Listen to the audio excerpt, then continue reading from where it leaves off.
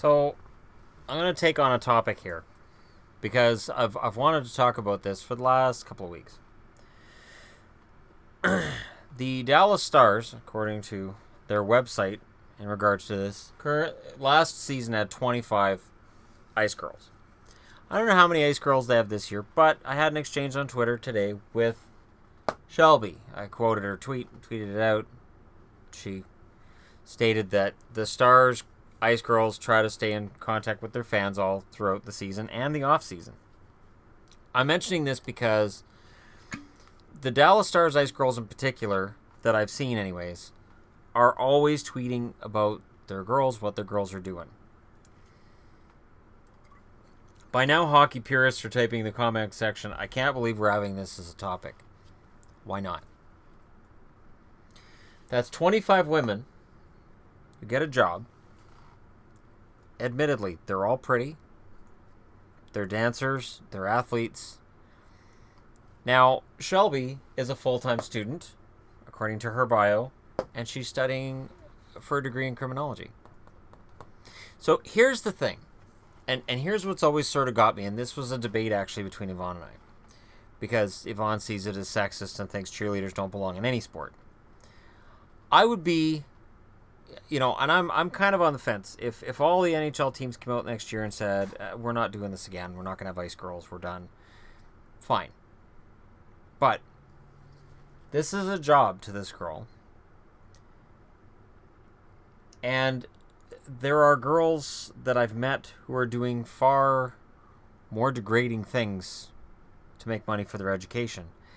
And it is a crying bloody shame that there are girls who have to go to a strip club and work there for their money to get through school. They can make good money. It's night work, so they can go to school during the day. And then you have this, I don't know, there's this whole stigma attached to that too. I don't get it. I'm not one of those guys who feels a stigma towards it. I know any woman that I've ever known who's admitted she's a stripper, it normally takes until she's had a few drinks before she'll tell you. That could be the exception. Maybe it's just, the people that I've met. But I would think being an Ice Girl's fun for these girls. It's challenging.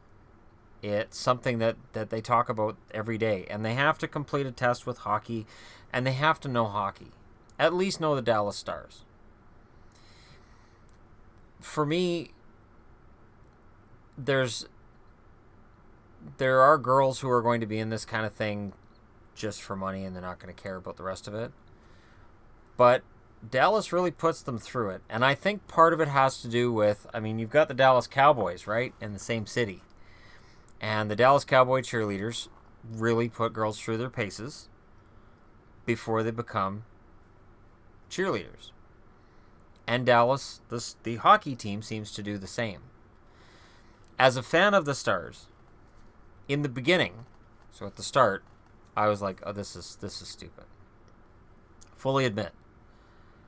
When I saw, women dancing during games or, whatever, I was like, oh, really? Why?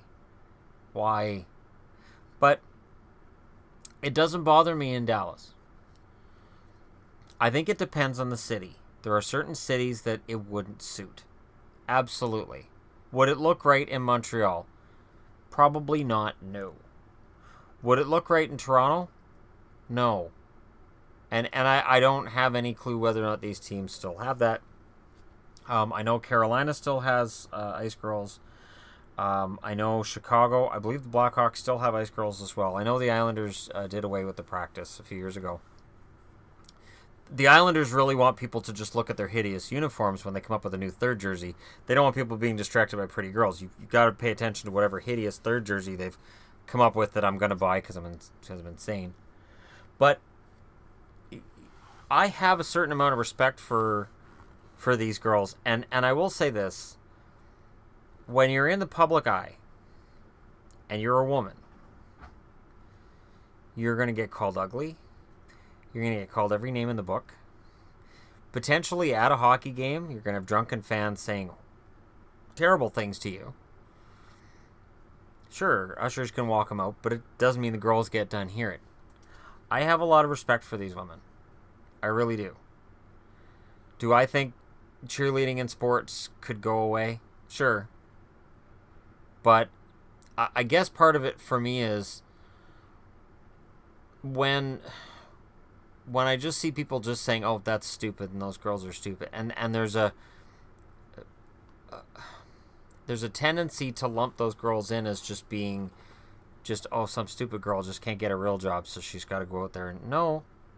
The dance moves that these girls do, because I watched, there were a few videos they posted of their tryouts. I even in my best days, when I was, say, 16, 17, at my maximum flexibility, nah, there's no way. There just isn't. And I think in this day and age, where you've got every woman on the planet seems to be into pole dancing now, which I don't know when it became okay for women to dance like strippers, and they're like, well, but we're not taking our clothes off. It's pole dancing. It's very, very similar. It's almost the same thing. And then now they have competitions, the pole dancing championships, and you now have cheerleading championships, where, you know, it's mostly teenage girls, because they got to be tiny frames to throw them up in the air. It's like the guy said, the bad choreographer and Bring It On says, you know, you got to go on a diet because we throw people in the air, and fat people don't go as high, and you know it's awful. But cheerleading has become a sport, so that's another thing too. Let's say this lovely Shelby girl here becomes a criminologist, and then, just for fun in her spare time, she has this experience with Dallas, and now maybe she can train cheerleaders locally. And maybe the experience she has with Dallas, maybe the public face that gives her, is enough for her to get another career out of it. And I don't pay any attention to what goes on with the other ones. I know Boston has ice girls too. At least they have images of ice girls, but there's also a lot of pictures you're going to see of hot girls in Boston gear, and most of them are photoshopped. There are guys in Boston or Boston fans who have way too much time on their hands. Don't say it. Don't. I do not. This is a labor of love for you people. Anyways, you guys can let me know what you think in the comment section below, because this does tend to come up as a topic once in a while, and famously, the Hockey News had this article a few years ago on how all teams should do away with ice girls, and it's just terrible, and it's horrible, and it's sexist, and it's degrading. And then underneath the linked article was, which hockey player has the hottest wife? The hottest NHL housewife. Not kidding you.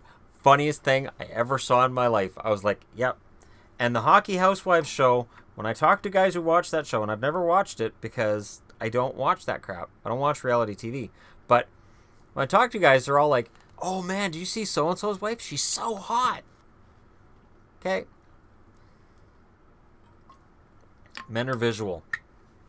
I've explained this to my wife many times, where, you know, I'll say something about a girl and say, and she's really pretty. And she goes, why do you throw that in there? I'm like, because we're visual. And I think the smart girls are the ones who are able to get a career that leads them to a better career out of it, based on the fact that guys like pretty girls. Hit like and subscribe if you're browsing your way through, and I promise more hard-hitting hockey stuff before the end of the day. I just wanted to cover this because I think it's worthy of being covered. I covered this about a year ago as well, but this is a little bit different, so I wanted to address it again from a little bit of a different angle. Thanks for watching, and I'll talk to you again soon.